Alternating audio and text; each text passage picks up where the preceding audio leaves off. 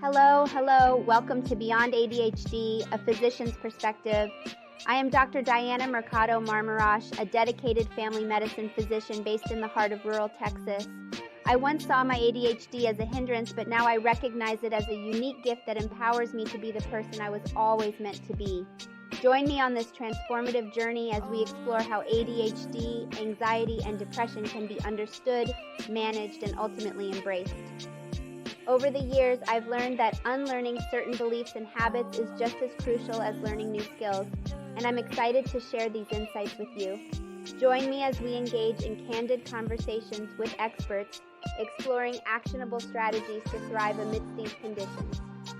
Together, we'll uncover practical insights that extend beyond the confines of traditional medicine, unlocking the true potential of a fulfilled life.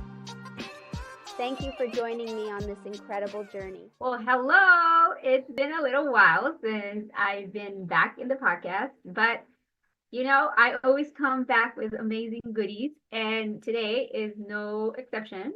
I have with me Patrick Martin, who is actually a licensed clinical social worker with over a decade of experience in his field.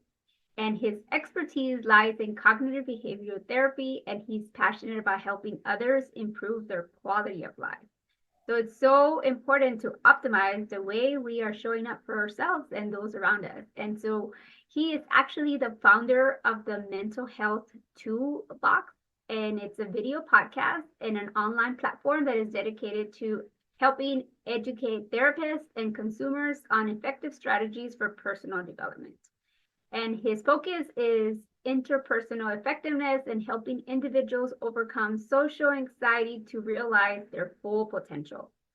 He's developing an online course, he has workbooks and handouts, and he really does all the things. And of course, not only that, he likes spending time with his wife and his two daughters.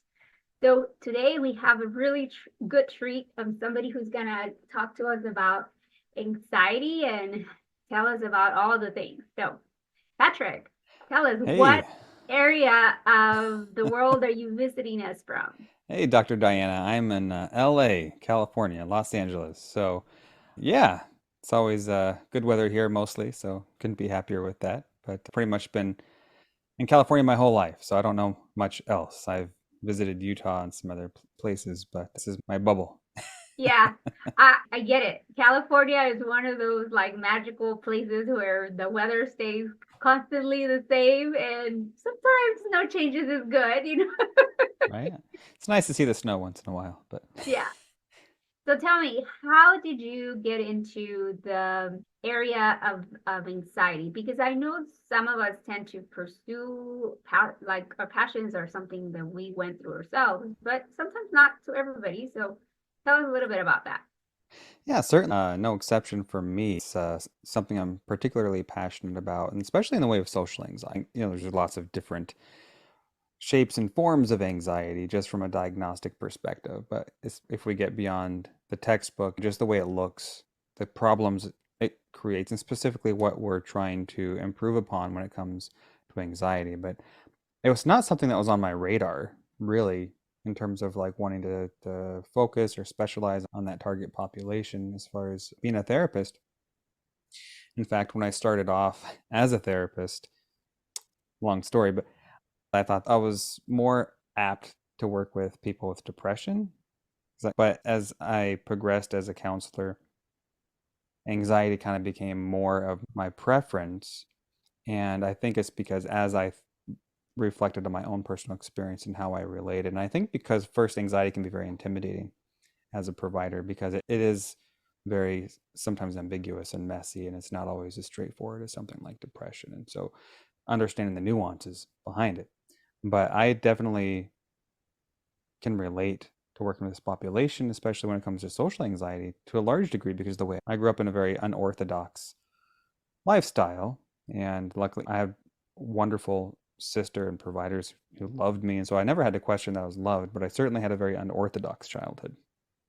And that grew up in a motorhome traveling all across California, right? So change was a constant. Never stepped foot in a classroom until college.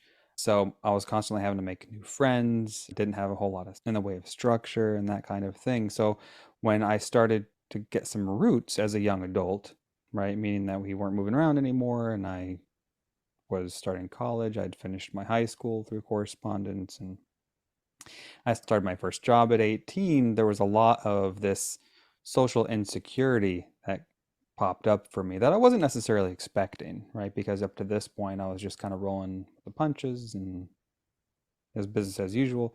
But when I was put into that kind of environment with structure, college, first time having deadlines with school, job, having to be around the same people every day, a lot of that brought up stuff for me, right? Insecurities, imposter syndrome, just even how to hold a good conversation at length. And so I learned how to work through that kind of being scrappy, right? And to this day, as a therapist, like that's my secret weapon is I teach people to be scrappy with how they work on their stuff, right? As opposed to being so prescribed. And there's a I would whole lot reframe it more. as resourceful. Yes, there you go. It's not about your resources, it's about your resourcefulness, right? As they say. So, absolutely. So, I learned through trial and error what worked. But for me, the real clincher was when well, I can just kind of walk you through. My first job was at a retirement home out of high school, and I was a kitchen scrub. It was a 7-story SNF kind of retirement facility, and we served breakfast or lunch or dinner, depending on what shift I worked, to senior citizens. And that was a good soft opening for me because we're dealing with the same people every day in terms of service. And so it was a good kind of way to get my feet wet. But when I had a coworker who was egging me on to work at a restaurant, Denny's, where she worked, then I was like really, really nervous because this was a whole different ball of wax. Right now, we're talking about working with the general public. I was terrified. By that point, I was like 24, 25. I wasn't a kid. And I was really surprised at myself. Like, why am I so anxious? Like, I've been working for 5 years. Like, I don't know why being a waiter is so terrifying to me. But it was the best thing that ever happened to me. And I use this example with clients all the time because once I started waiting tables, it really helped me work that muscle of those social skills, those interpersonal skills that we work with clients so often. We call it interpersonal effectiveness, but it's really learning how to read body language. It's learning how to engage and have micro interactions with different types of personalities. I worked the graveyard shift, so 10 p.m. to 7 a.m. It was by UC and a lot of bars, and so it was very active at night. Bar rush, a lot of bar fights, a lot of action. College students, and then after that, we'd clean up the mess, and then I'd be serving the construction workers and teachers and stuff who just wanted to be in and out. They weren't there to hang out, right? Like students and stuff. So it was a great experience because I got to deal with different populations and I got to wrap my head around how to interact with them specifically, like how to find relatability, right? Those micro skills, those soft skills that we often emphasize when it comes to working with people with social anxiety. So this was kind of the foundation for me. And it was really, really helpful. And I was there all through college. I was a waiter for 11 years.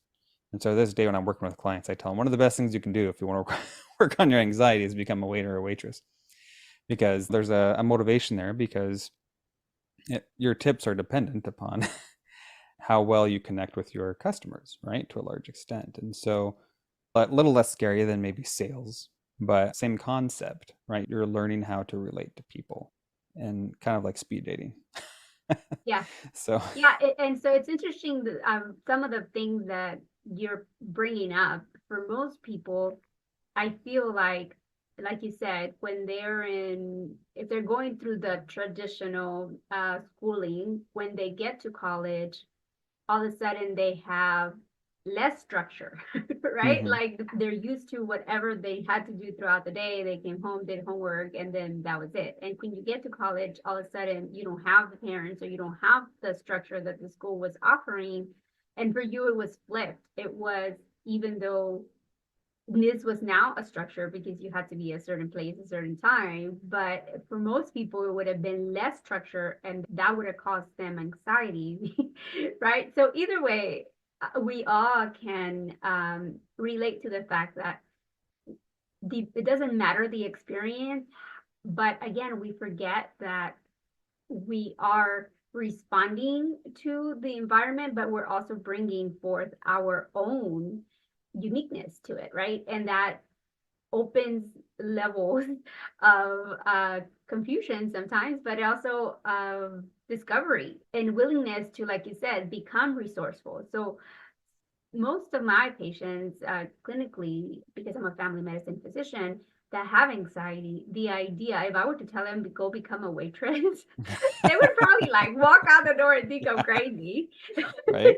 But Too because much too it's soon. coming from you, from somebody who has been through something like that, it might land differently versus me, that they see me as an extrovert. They would have been like, yeah, that's up your alley, not up my alley. Hmm. And especially when you're saying, oh my God, my livelihood depends on the tip, they would have Right, been, right. they would have been like, no, put me somewhere else, right? But again, this just tells me how you have to be willing, like you said, to do that repetition muscle, Hmm. because over time, what seems to be really scary becomes less scary because you're doing it over and over. And you found a way to pick up those soft skills that we are not taught. So I think in me being a physician, I kind of had to learn those soft skills of establishing that rapport quickly so that I could see beyond what was not being said sometimes in the room and can make a connection to be able to then address what maybe they hadn't told me yet because they were embarrassed or shame or shy or you name it, right? Um, so those are all such important points that I wanted to just pull out. And people with ADHD, sometimes we get multiple, it's not that we can't focus, but we get multiple inputs and then we uh, get distracted by so much input. Hmm. But the important thing here is that some people with ADHD also have anxiety and they're not aware that might prevent them from being able to show up fully or make that connection. So tell me, as you went on with this waitressing job, and is that what helped you put you through school? And Oh, 100%. I was on my own there as far as like I was a first generation college student, and yeah, I started from the bottom up and worked my way through and loans and the whole bit, which is great. I think it teaches you a lot, taught me a lot about how to manage time and deadlines and even robbing Peter to pay Paul and just trying to figure out again how to be scrappy, how to make things work. And that's actually why I took the job at Denny's from the retirement job. It's not that I didn't like my job at the retirement home. It's just that it was swing shift and I couldn't get any of the classes I needed. And it was creating a lot of angst for me, right? Especially because I had no intention of being a therapist. When I started off college, I first wanted to be an x ray tech, and then I was an ultrasound tech. I had no idea what I was doing. And then just because I was referencing the Occupational Outlook Handbook, which was a book about this big back then, now it's online, I went to the back of the book and it had this chart of the top 10 jobs, the best bang for your buck, right? Well, that has the most job growth. And I was like, what was it? Anesthesiologist was always at the top. And then it was, of course, MD and so on and so forth, DO and PA. And I only, NP wasn't a thing yet.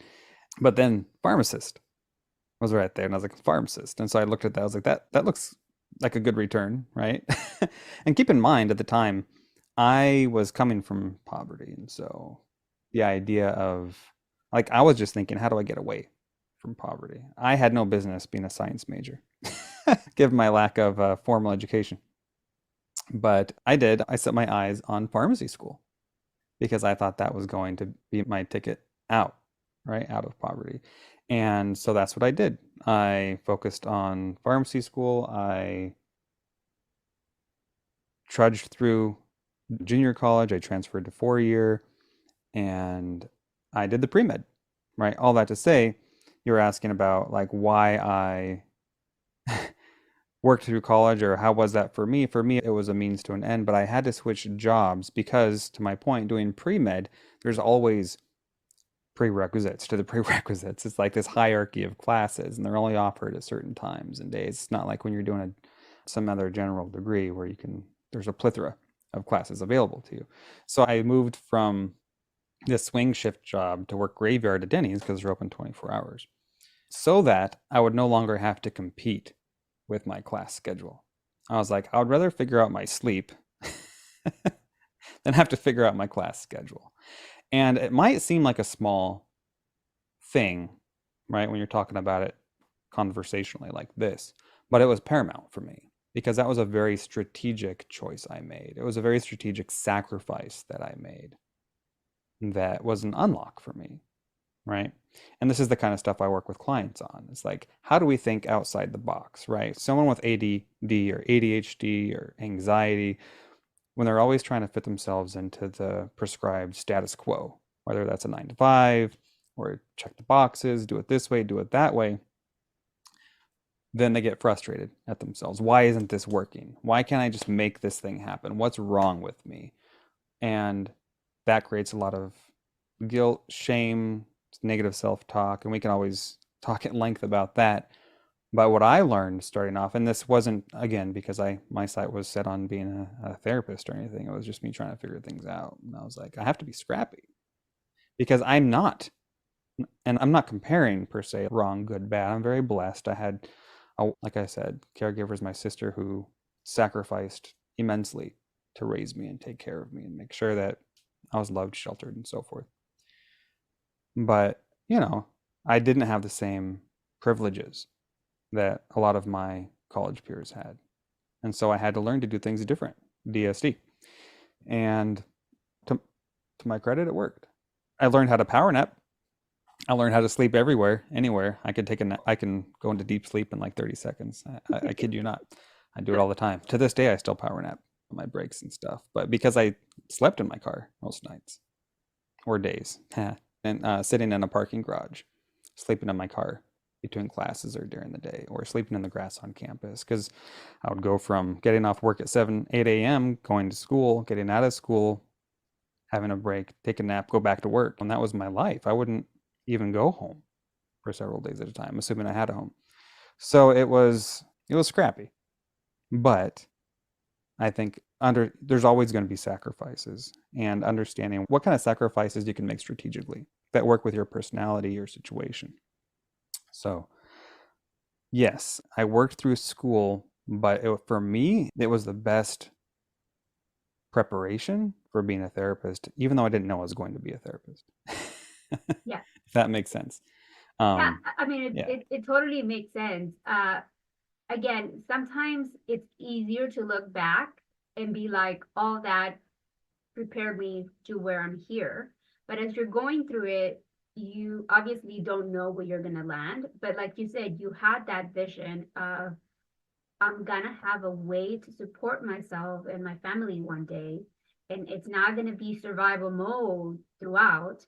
And you knew that while it meant survival mode right now, it was a way to later be thriving, hopefully, acquire the skills that you need now so that you don't. And it's so much of what you're saying, I think any physician out there or any healthcare professional could totally relate to, because that's what medical school is like. And that's what like residency is like. You learn to sleep anywhere, standing right after rounds. Like you just learn to use whatever you can. And sometimes I think it's like overrated. And sometimes having less to do is actually, how do you get something done? Give it to a busy person. Like a busy I person love is that. gonna Yeah. make it happen, right? Because Right. they don't have time to overthink, and they know that in this communication skills, you're still being motivated to like see past the ins and outs and see life at all angles, like from the college kid perspective, from the adult who is just getting off their own night shift, or different communications, right? And all of that prepares you to then be able to talk to anybody and everybody about anything, right? Yeah, absolutely. And I think that's really when we're talking about, especially something like social anxiety, that is key, right? It's how we show up, right? And when I'm working with anxiety, especially social anxiety, there's a very kind of process we go through, but it always starts with where are we at? Like, because everybody's different. You're different, I'm different. Even if you grew up in the same home with your sibling, you have a different lived experience. You have a different view of the world, a different schema, and a different set of assets, right, to your character, right? Strengths, weaknesses, whatever you want to call them. I don't like the term weaknesses. I just think of them as assets, right? A weakness is just something you have, a tool you haven't sharpened yet. But we have different assets, different things we bring to the table. And so when I meet with a client, that's what a whole assessment is about, right? That's why we take the time to go through the history with the fine-tooth comb, because you never know what's relevant. And you need to know where you are so you can work together on formulating goals and thinking about what does a quality of life mean to this person, because that could be very different from what quality of life means to another person. It's all value-based, right? There's needs-based things, right? Hierarchy of needs. We all need clothing, shelter, food, so forth. But beyond that, it's a monopoly game. And it's like, what does a good life mean to you, right? And that's going to change for people, right? We all change. Our values change. Our goals change. It's a moving target. But when we're sitting face to face across the desk from each other and we're doing this deep work, it's really about figuring out, okay, so how can I help you envision the future? And that's why I say it's very different from depression, right? Depression sometimes is classified as the inability to see a future, right? Anxiety is kind of the opposite. It's like future tripping. It's like I'm 100 steps ahead and I'm comparing myself against everybody else and I'm not where I want to be and everything's going to fall apart. And this guy, it's just like that catastrophizing. Right. So it's kind of a different thing, but you can use that to your advantage, right? In therapy. So, well, since you're able to predict, let's just work on the filter a little bit. Yeah. With depression, it's trickier because you're trying to activate somebody, which is way more difficult when you're talking about like goal setting. At least people with anxiety tend to be motivated. They just get in their own way a lot of the times. Yeah. Or they have a hard time seeing outside the bottle. Like that saying, it's hard to read the label when you're inside the bottle. It's sometimes hard to have that objectivity. That's often necessary, in order to work past those hurdles, right? Interpersonal. And how did you finally decide that therapist was something you were gonna pursue? Well, kind of last minute. So, and I told you about my background, right? I didn't have the best structured education. I had a good education, but my sister was my proctor and she was great. She was very smart, but since all my schooling was done through correspondence, and by the time I was in my teens, I never had like a math or science instructor, right? But I did a lot of reading. I did a lot of reports. And so my English was great. I didn't have any problems in college with that. I tested the highest, whatever.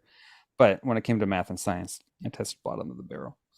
And I had to repeat some classes. I had to repeat, I think, biolab 3 times. It was really embarrassing. But I attribute that to the situation because when I transferred to UC, I aced it. I don't know what that was about, but I had to repeat some math classes, and so I had to scrape my way up with the math in order to do the prerequisites, the pre-med for pharmacy school, right? It's the same as med school. But I knew I wasn't going to transfer from junior college into UC as a science major, right? I knew they wouldn't accept me that way. So, again, being scrappy, what I did is I majored in sociology. And so that, to your question, I was able to get into the UC as a sociology major, and they still allowed me to do my pre-med on the side as long as I get my grades up, which I did. I had no problem. I was at 3.8 in sociology. Let's not talk about my science GPA, but I made it through. But man, biochem kicked my butt. But I made it through. I got the prereqs done. And by then, I had fallen in love with sociology. I didn't realize I was falling in love with sociology, but it was a romance in the making. And I was faced with a lot of indecision as I was in my last quarter of UC. The UC offered me a full ride for my PhD in sociology if I would stay on and teach. I was looking at law school at Columbia. I was all over the place. Then I was reconsidering, look, maybe I should go to medical school. And I was... Are you sure you don't have ADHD? I think maybe I do. I don't know. Probably do. I probably do. I'm all over the place. I have to keep like all my ideas and goals in a black book and on a You're my and piece. It doesn't matter whether you have ADHD I have like or not. million things going on in my head. But so I just like to know, like, explore options, and I deep dive, but I was very indecisive. But because my experience as a waiter, and I do think this was again another deciding factor for me. I knew that I loved people. I love being of service. I love being helpful. I love people interaction. And the more I thought about it, I was like, if I'm a pharmacist, this is kind of like a last minute revelation. I was like, I could be very unhappy. Not that there's anything wrong with pharmacy, but at this point, because I'm scrappy, I'd interviewed countless pharmacists. I would walk into a CVS, I would walk into a Walgreens, I would interview them on the spot. Now you talk about somebody with social anxiety. This is those repetitions you were talking about, right? This was like I'd become so comfortable as a waiter with random encounters that I was able to walk into a Walgreens or a CVS and just talk to a random stranger or a doctor or in a hospital. I would walk into, by my school, there was this skin product company that was owned and operated by a compound pharmacist. And so that piqued my interest. I was like, oh, so it's not just about being behind a counter. You can do all of these other things too. So I'd interviewed all these things, but still, I was like, it's missing something because it's still very siloed. It still feels like a very isolated kind of job. And I'm a people person by this point, which is weird because I was so anxious around people growing up. But I was like, oh, but I like people.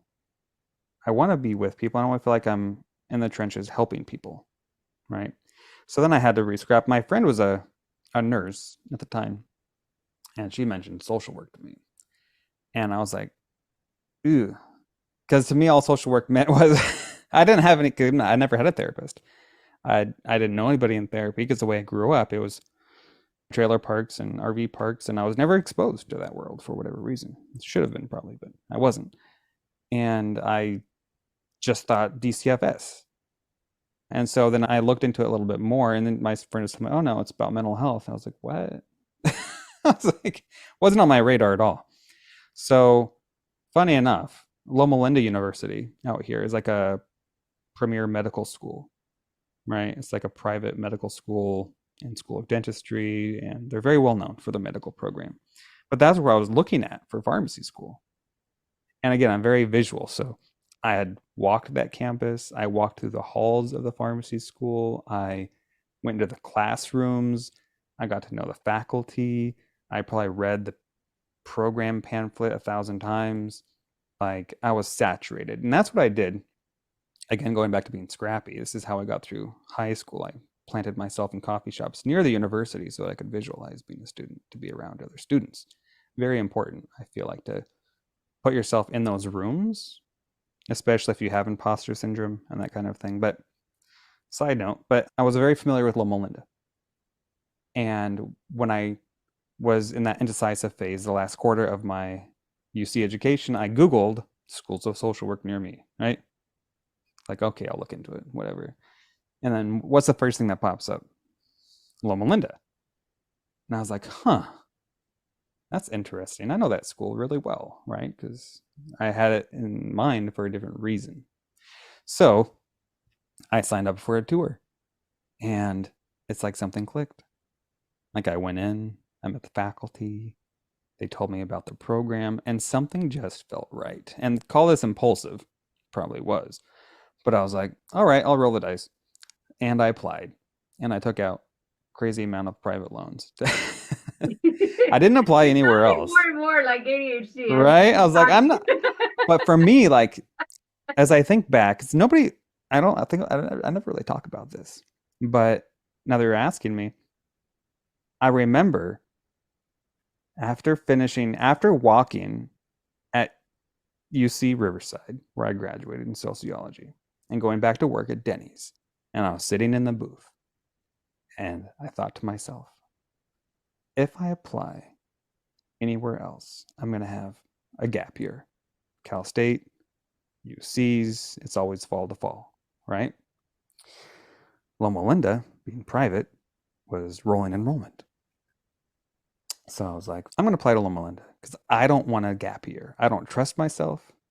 I'm going to start working. I'm going to get comfortable. I'm very like, I've lived on nothing. I know I'll be fine. like I'll get very content. So I didn't want to be complacent.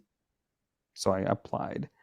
And again, being scrappy, there's like, oh, well, our program with all the stuff, we could probably get you in the fall. But I was like, well, how do I get in the spring? I was like, because I know you're private.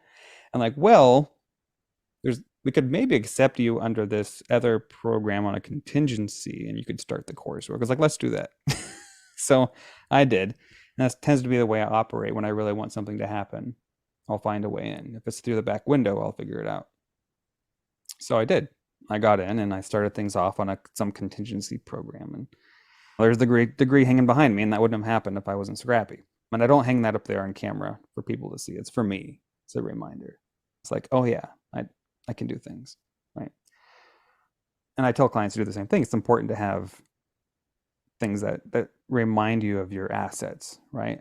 Of your wins. It's very important. But I know, long answer to your question. But that's why I decided, was because I didn't know I wanted to be in mental health until I knew. But I rolled the dice and it was that gut feeling. And sometimes I think it's really important to listen to that gut feeling, because I could have gone, I'm an easy guy to please. I mean, I could have gone 100 other directions as long as I feel like I'm being useful, right? But I'm very glad I chose social work. Yeah, and so that, again, all, whether you have anxiety, ADHD, bipolar, or don't have any of these things, what we're talking about is following your intuition. What we're talking about is willing to ask questions, even if the answer is no, asking what else is possible, right? Because it might be no right now, but it doesn't mean no forever. And again, you don't need the whole like door. You just need a hinge on the window, right? That's right. Absolutely. And again, being willing to figure out what else and what is the end goal. Because if we're not even dreaming of the future, it's kind of hard for the future. Like, the days are still going to pass by, and then you're going to be surprised that you're living somebody else's decision for you. And so, yeah, that is important. So tell me now that obviously it sounds like you're very happy with what you're doing. Now, of course, there's days I'm sure that you're like, I'm going to quit. Every Monday I quit and then we start again, right? Always looking for new challenges, but yeah, absolutely. Tell me, what are some things if somebody did have anxiety or didn't want to trust themselves in whatever they're going through? What are some techniques that you would suggest? And I think you already have given us a lot. You're telling us to visualize yourself, and not only that, to place yourself in that environment, whether it is talking to the professors or the people who are doing what they're doing, and then making a decision and realizing you can change your mind if that decision was not exactly there. But tell me, what are some other techniques or some other advice that you would give people if they can't even like slow down enough to like think that there might be options? Yeah, for I think anybody dealing with whether it's an ADHD or an anxiety disorder or social anxiety or insecurities, I think because all of those things encompass the self-esteem, right? Our self-concept versus our self in context, how we relate to the world around us, that comparative thinking, right?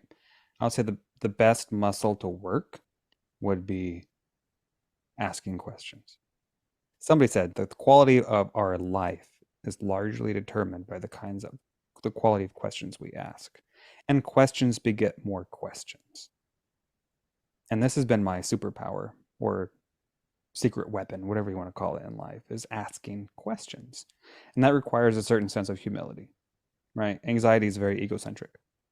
I'm not saying people with high anxiety are self-centered, but there is a spotlight effect where they feel like everybody's judging them.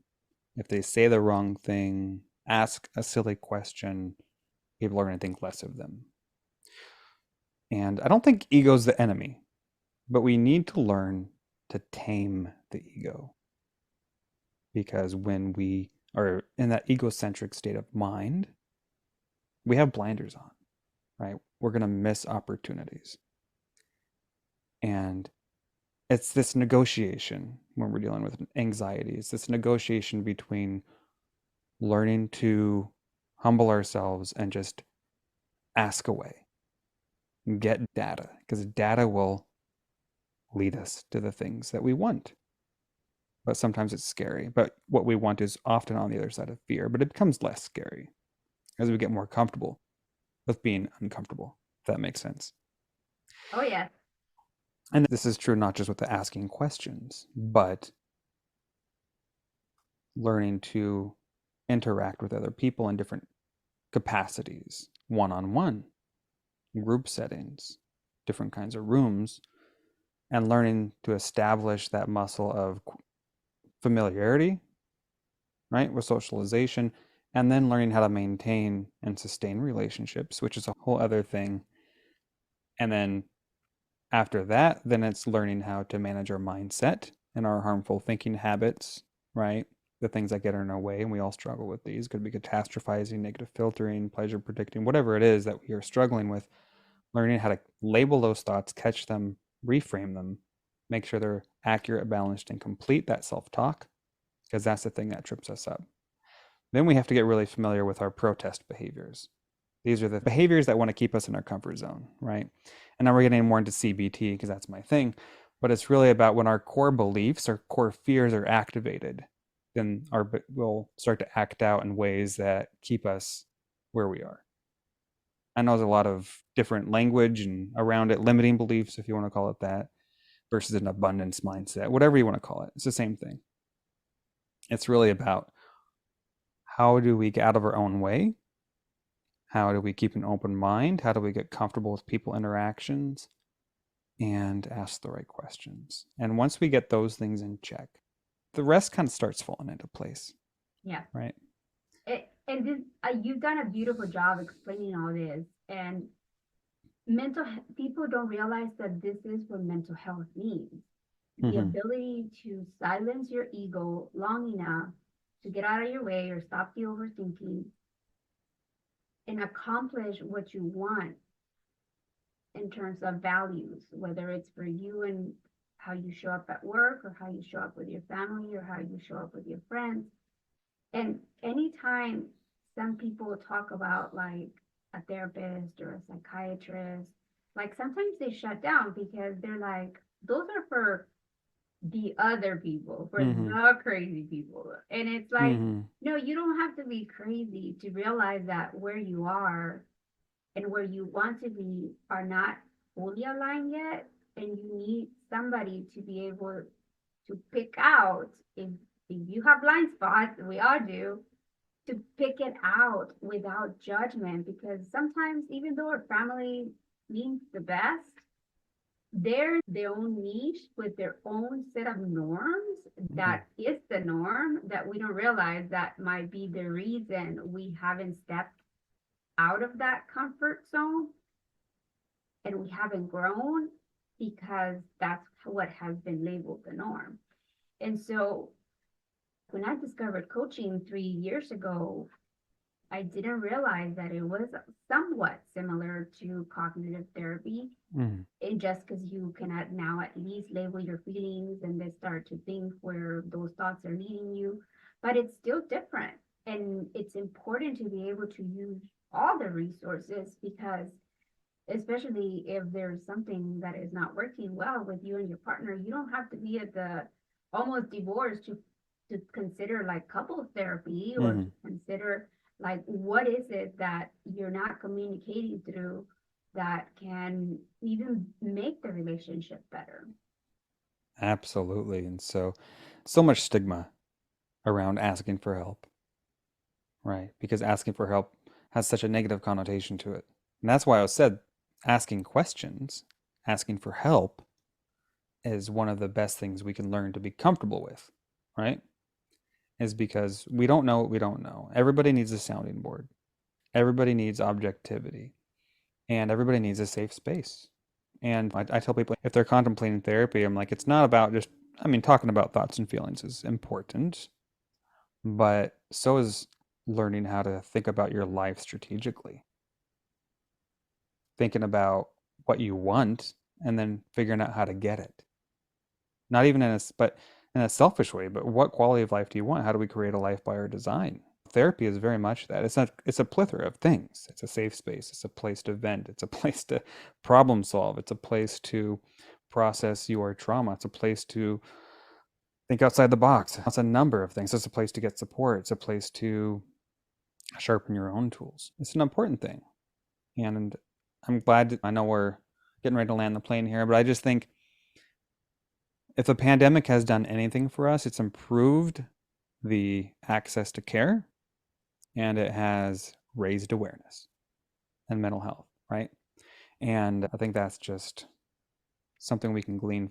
And hopefully there's less stigma now than there was 3-4 years ago. Right. And I think it's in conversation like this that we're having that it decreases the mental stigma, right? Because prior to COVID, like, I didn't even know what Zoom was.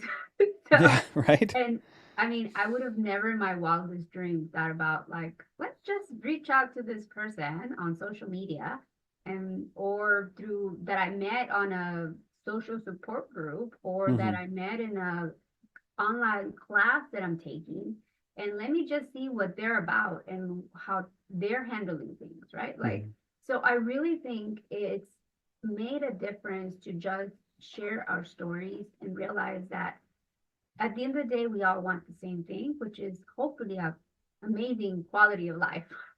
Yeah. And I joke around all the time. I said, it's up to you. You want a long, miserable life, or you want a short, happy life, or you want a long, happy life. Like, it's up to you. Like, ultimately, you get to decide. And yes, it begins with asking questions and be willing to be very uncomfortable as you're asking those questions. And being able to be like, well, I'm asking that because this is what I'm thinking, right? Because sometimes when you don't ask, the answer is always going to be a no because you never asked. Right, right. And so, yeah, tell me, where can people find you? Oh, yes. So I'm easy to find. You can go to thementalhealthtoolbox.com. I know it's long, but fits the bill. Thementalhealthtoolbox.com. And if you want to see all my social links, the shortcut would be /links, thementalhealthtoolbox.com /links. But if you go to the main website, you'll see links to the YouTube channel, the podcast, the blog, resources. If you subscribe to the newsletter, you'll have access to all my freebies there, some tools for your mental health. If you're a therapist, some clinical tools for you there. I'm currently building out a workbook on social anxiety and then a course on social anxiety. So if you want to be the first in the know, be sure to subscribe to the newsletter there. And if anybody wants to sign up for the newsletter, just email me and I'll give you a free gift. I have a set of some guided meditations I created that I usually sell for like $10. Well, I'll give them to you for free. Just email me and say, hey, I saw you on Dr. Diana on the podcast, and I will definitely just send those to you for free. So, but yeah, and if there's anything that your audience is struggling with in particular, anything I can speak to, yeah, everyone just reach out to me. Let me know. I'm always open to feedback on content for the YouTube channel. That's kind of my main jam. So by all means, I would love to have you. Okay, one last final question. I always ask my viewers this. What do you hope to do in the next 5 years for fun? For fun. Well, my podcast is my passion project. I would like to see that grow quite a bit. I'd like to put more time into that. But outside of that, I would definitely like to this year do more hiking with my family, get out more outdoor stuff, and just try and engineer more family time. Take more road trips, go more places, be more spontaneous with the kids. I feel like it's been a very kind of hectic couple of years and haven't had as much family time as I would like. So that's what I would like to see more of. 100%. Awesome. Yes, I think, again, remembering what our values are and then putting it in the calendar, especially, is the first step. But again, we don't even know what the intention is. It's hard for us to even start to imagine that. And So I'm looking forward to seeing all those pictures of amazing activities that are going to Oh, thank happen. you. And yes, spontaneity. Yeah. Sometimes not having a plan is the best thing you can Mm-hmm. have, because everything is gravy on top, right? Mm-hmm. That's the truth. Yeah. Awesome. Well, thank you so much, Patrick, for being with us today. You gave us such amazing tools. And I hope everybody out there realizes that trusting yourself and asking questions are the first steps. And sometimes you might not know the whole thing, right? But Mm-hmm. that's the beauty of it, being willing to stay with it and seeing where it takes us. Absolutely. You never know what the unlock's going to be until you start asking. So 100%. Thank you so much. I'm honored and privileged to be on your podcast, Dr. Diana. Thank you for the wonderful work you're doing to raise mental health awareness and help other physicians. It's a wonderful thing. Thank you again. Thank you.